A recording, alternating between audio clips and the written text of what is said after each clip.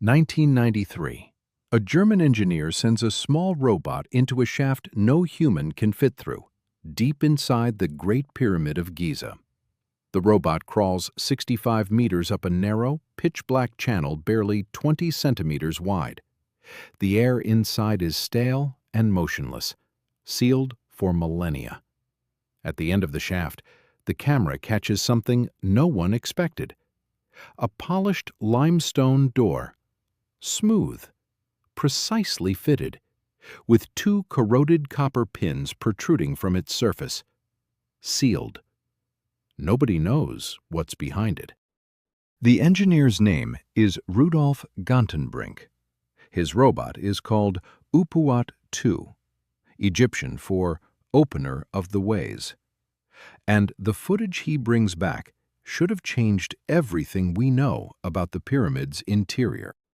It didn't, because within months his access is revoked. The project is shut down, the footage is locked away, and for the next 30 years, no independent researcher will be allowed near that door again. Hold on. A sealed stone door inside the most studied monument on Earth, and the official response is to stop looking? The Great Pyramid has been measured, climbed, photographed, and scanned more times than any structure in history. You'd think we would have run out of surprises. 6 million tons of limestone, aligned to true north within 3/60ths of a degree. 2.5 million blocks. And yet, there is a door inside it that no one has opened, a corridor behind that door that no one has entered, and one man has spent 3 decades making sure it stays that way.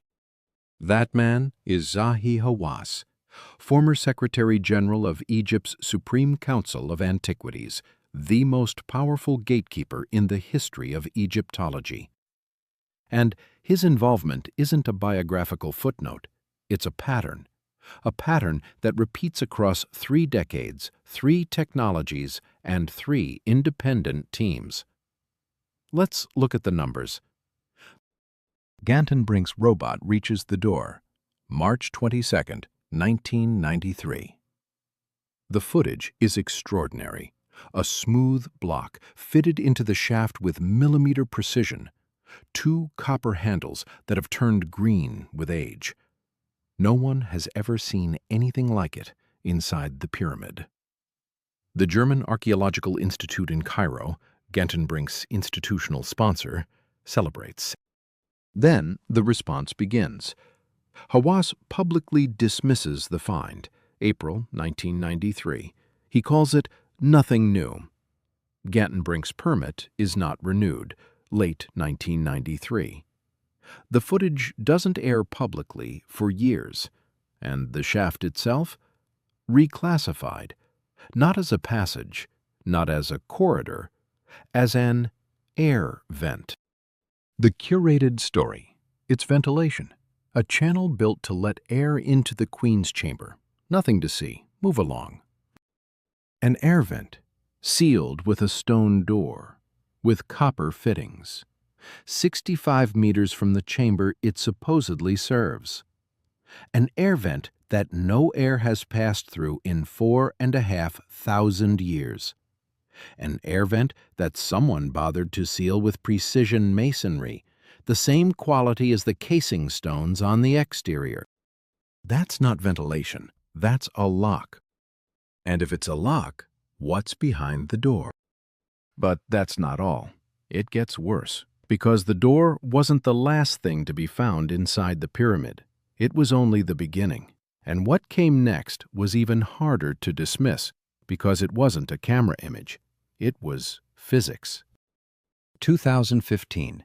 A collaboration between French, Japanese, and Egyptian scientists launches the most ambitious scan of the Great Pyramid ever attempted. The project is called ScanPyramids. The technology, muontomography. These are cosmic ray particles born when high-energy protons from deep space collide with Earth's atmosphere. They pass through solid rock the way X-rays pass through flesh, And by measuring how many muons are absorbed versus how many pass through, you can map the density of a structure from outside. No drilling, no physical contact, just particle physics. Detectors are placed around the base of the pyramid. Data accumulates over months. And what the muons reveal knocks the wind out of every existing blueprint. A void. Not a crack, not an irregularity in the stonework. A void, 30 meters long, running directly above the Grand Gallery. The pyramid's most famous internal corridor is 47 meters long, 8.6 meters high, with corbelled walls narrowing toward the ceiling like an inverted staircase. And directly above it, hidden for 45 centuries, sits a second space of comparable size, a feature that no architectural survey, no historical document, no archaeological theory ever predicted. Wrap your head around that. An empty chamber the length of a passenger jet, concealed inside 2.5 million tons of stone. Researchers have found something that rewrites the internal geometry of the most iconic building on Earth. The team publishes in Nature, November 2, 2017. The journal's review is rigorous. 3 independent detection methods confirm the result: nuclear emulsion films from Nagoya University, scintillator hodoscopes from the KEK laboratory, and gas detectors from the French Alternative Energies and Atomic Energy Commission. 3 teams, 3 technologies, same void. The evidence is peer-reviewed, confirmed by independent research. The data is clean. Hawass responds within days, not with a counter-study, not with alternative measurements, not with his own muon data, with a press conference. He calls the results not a discovery. He says the ScanPyramids team doesn't understand how Egyptian pyramids were built. He says the void is probably just a gap between construction blocks, a byproduct of ancient building techniques. A gap, 30 meters long, confirmed by 3 detection methods, published in Nature. That's like calling a cathedral nave a crack in the foundation. The project continues, technically, but permits tighten, access narrows, timelines stretch from months to years, and the next generation scan, the one that could image the entire pyramid in full 3 dimensions, has never happened. The technology already exists. A muon telescope, powerful enough to see through the whole structure from a single position, has been built and tested. It's sitting in a laboratory. It's ready. It's not being used. And this is where the pattern stops looking like caution and starts looking like a system. Because it didn't happen once. It happened every single time anyone looked too closely. 1998. An Italian team led by geophysicist Aldo Luisi deploys ground-penetrating radar on the Giza Plateau. The equipment sends electromagnetic pulses deep into the bedrock and reads the reflections, mapping what lies beneath the surface without disturbing a single grain of sand. The technique is standard in civil engineering. It's used to find water mains, buried foundations, collapsed tunnels. Nothing exotic, just electromagnetic waves bouncing off density changes underground. The results show anomalies, not small ones, structures, voids, possible corridors and chambers beneath the plateau itself. Not beneath the pyramid, beneath the ground the pyramid sits on. The data is presented to the Egyptian authorities. It's compelling. It suggests that what we see on the surface, 3 pyramids, a sphinx, a handful of temples, is only the visible fraction of a far larger complex. Independent research has shown that the subsurface of Giza is far more complex than the curated story allows, and that the bedrock was carved and hollowed long before the pyramid's foundation stones were laid. The project is stopped. The Italian team's access is revoked. The radar data is shelved. Not suppressed, not argued, not contradicted with better data. Shelved, filed away. No follow-up study commissioned, no second opinion invited. Just gone. Peer review at its finest. Submit data, receive silence, repeat. Every team that brings the wrong instrument gets the same result. The data is fine, the access is gone. But the most disturbing part is what comes next. Because the door Gantenbrink found in 1993 wasn't the end of the story. It was only the first layer. And the second layer is worse. 2002. A National Geographic-funded expedition returns to Gantenbrink's sealed door 9 years after the robot first found it, this time with Egyptian cooperation. Cameras rolling, the world watching. They send a new robot into the shaft. It carries a small drill. It bores a tiny hole through the limestone slab, just wide enough for a fiber-optic camera. The camera pushes through. Behind the first door, a small space, rough walls, dust, and then a second stone slab, another door. Behind the first lock, a second lock. The drill team pauses. The camera records a few seconds of the second slab's surface.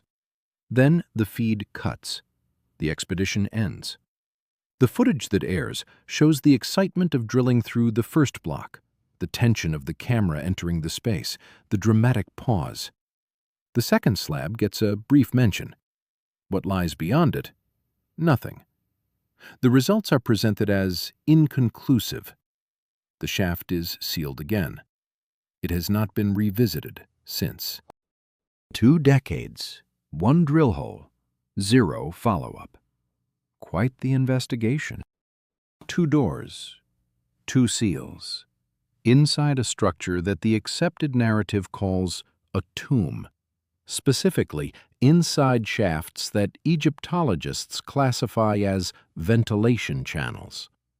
Nobody installs 2 locked doors on a ventilation shaft.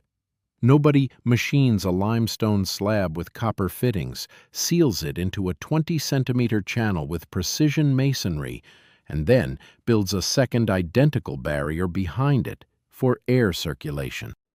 Not a tomb feature, not a construction leftover. That's a security protocol. Whoever built this didn't want air to get out.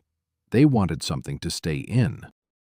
And the pyramid isn't the only structure at Giza hiding more than the guidebooks admit. Menkaure's pyramid, the smallest of the 3, was partially dismantled in the 12th century by Al-Aziz Uthman, Saladin's son. His workers spent 8 months trying to take it apart. 8 months with unlimited labor, iron tools, and no bureaucratic restrictions. They managed to remove a single vertical gash down one face, a scar still visible today. 8 months. Barely a dent. The demolition crew quit before the building noticed. When measured with modern instruments, the core blocks of Menkaure's pyramid show the same precision as the Great Pyramid, joints fitted to within half a millimeter. This wasn't a lesser effort. This was the same engineering language. 3 pyramids, 3 internal systems we barely understand. And, if you zoom out further, the problem multiplies. The Giza complex as a whole, 3 pyramids, 6 smaller satellite pyramids, the Sphinx, multiple mortuary temples, causeways, and the plateau bedrock beneath all of it, has never been comprehensively scanned with modern technology. Not once. The tools exist. The funding has been offered by Japanese institutions, by French research agencies, by private foundations. Every proposal runs into the same wall, the same office, the same polite answer. Not now. And yet, the only structure receiving serious modern attention, the Great Pyramid, keeps having its investigations halted. And then, 2025. Hawass holds another press conference. This time, his tone has changed completely. He doesn't dismiss the sealed door anymore. He doesn't call it an air vent. He announces he will open it himself.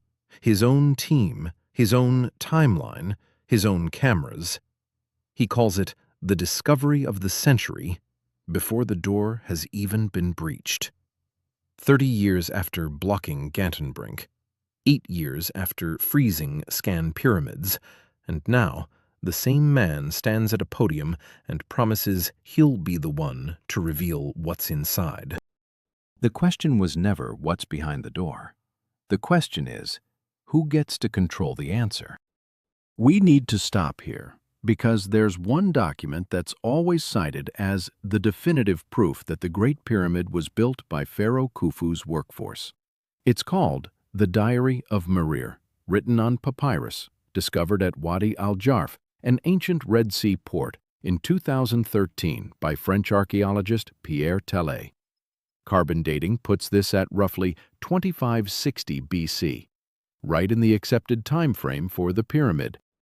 The papyrus is real, the handwriting is authentic, the ink is period correct, and it describes a crew of 40 men under the supervision of Inspector Merer transporting white limestone blocks by boat across the Nile from the Tura quarries to the Giza construction site.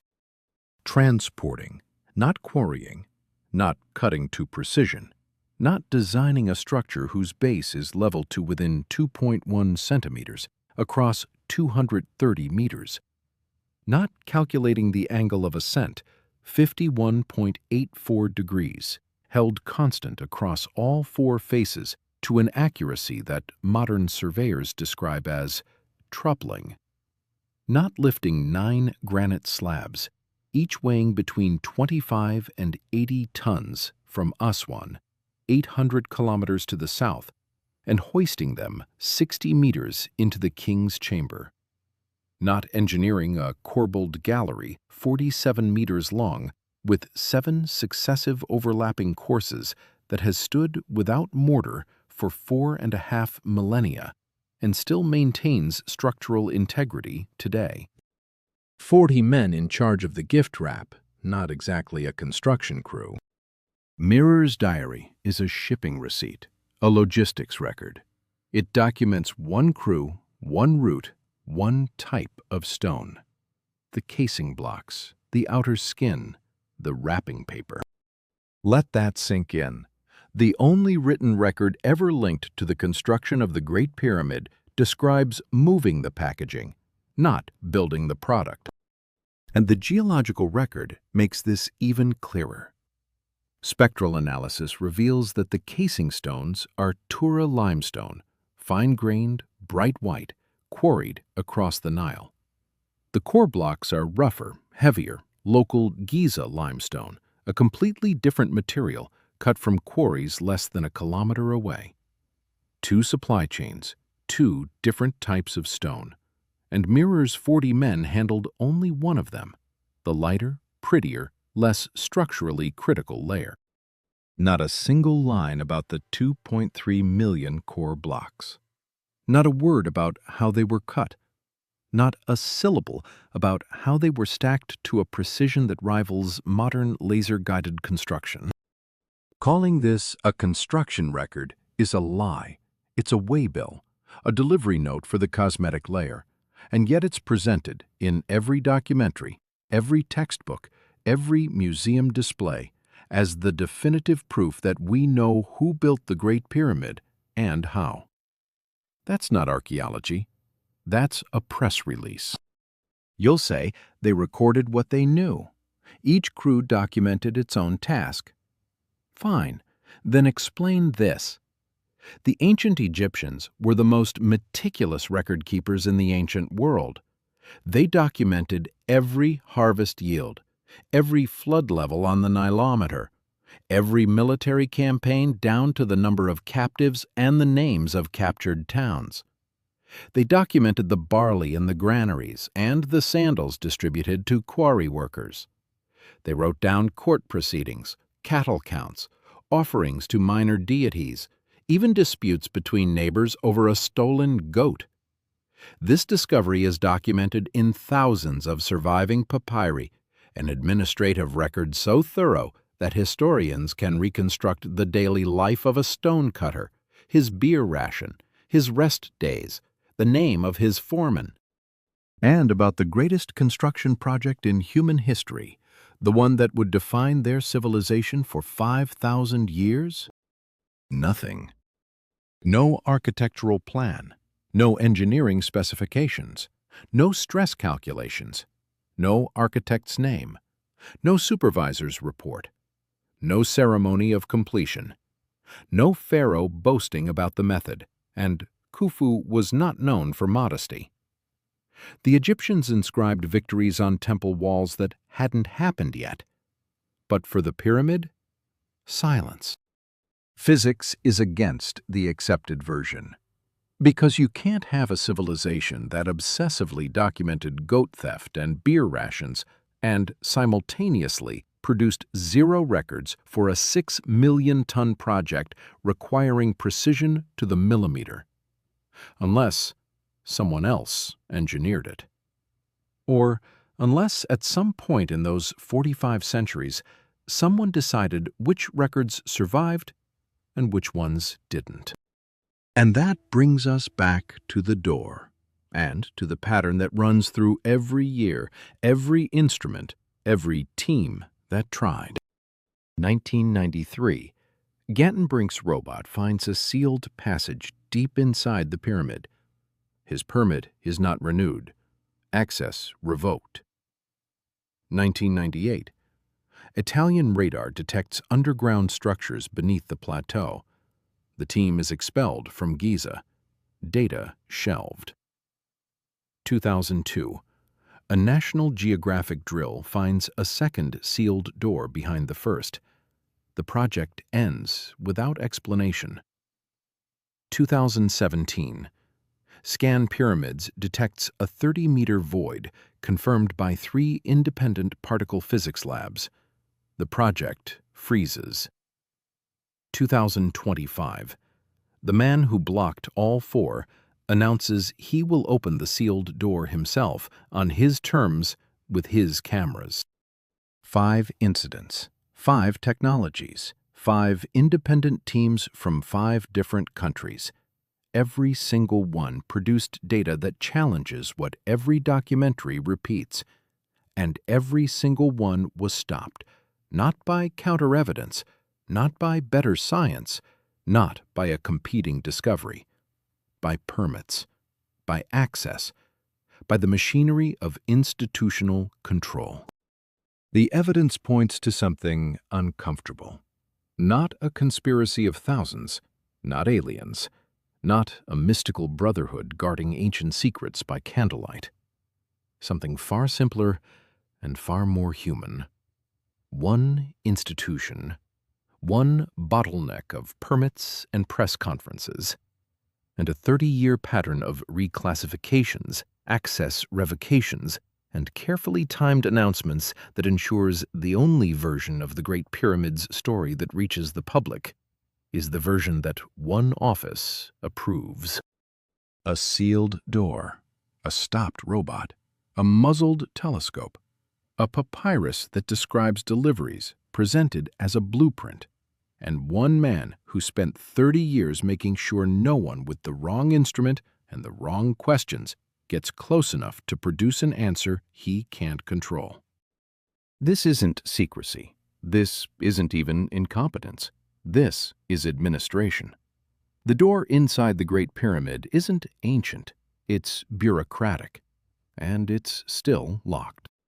If you've made it this far, subscribe, because the investigation doesn't end at the door. But there's a world that no system of permits can seal, because it's underwater. 120 meters of ocean cover the coastlines where ancient civilizations built their first cities, the ports, the harbors, the foundational infrastructure that sea level rise swallowed 12,000 years ago. Next, submerged walls older than any known civilization. stone sphinxes pulled from the Mediterranean floor, sonar readings that show grid patterns on the ocean bed, geometry where geology predicts chaos, and a question that land-based archaeology has spent a century refusing to ask. What's on the first floor of human history? The one we've been ignoring.